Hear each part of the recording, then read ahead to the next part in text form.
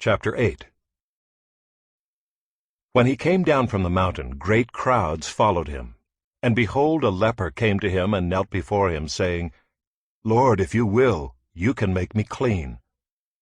And Jesus stretched out his hand and touched him, saying, I will, be clean. And immediately his leprosy was cleansed.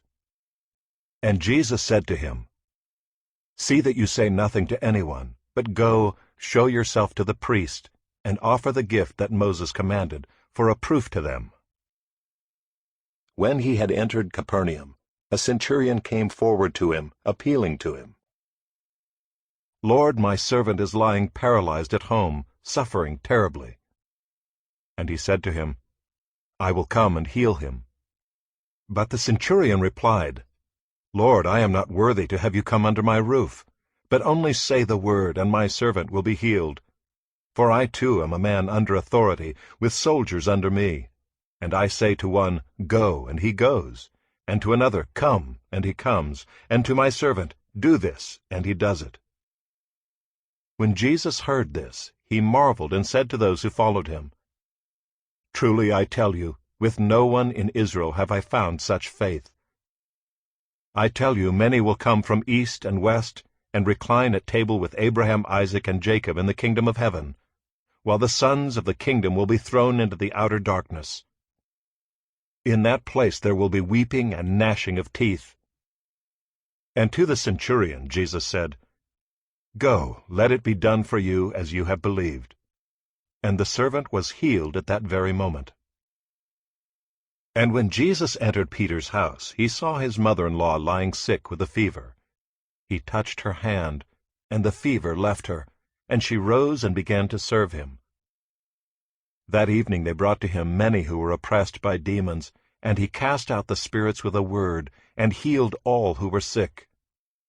This was to fulfill what was spoken by the prophet Isaiah. He took our illnesses and bore our diseases. Now when Jesus saw a crowd around him, he gave orders to go over to the other side. And a scribe came up and said to him, Teacher, I will follow you wherever you go. And Jesus said to him, Foxes have holes, and birds of the air have nests, but the Son of Man has nowhere to lay his head. Another of the disciples said to him, Lord, let me first go and bury my father. And Jesus said to him, Follow me, and leave the dead to bury their own dead. And when he got into the boat, his disciples followed him. And behold, there arose a great storm on the sea, so that the boat was being swamped by the waves. But he was asleep. And they went and woke him, saying, Save us, Lord, we are perishing. And he said to them, Why are you afraid, O you of little faith? Then he rose and rebuked the winds and the sea, and there was a great calm. And the men marveled, saying, What sort of man is this, that even winds and sea obey him? And when he came to the other side, to the country of the Gadarenes, 2 demon-possessed men met him, coming out of the tombs, so fierce that no one could pass that way. And behold, they cried out, What have you to do with us, O Son of God? Have you come here to torment us before the time? Now a herd of many pigs was feeding at some distance from them.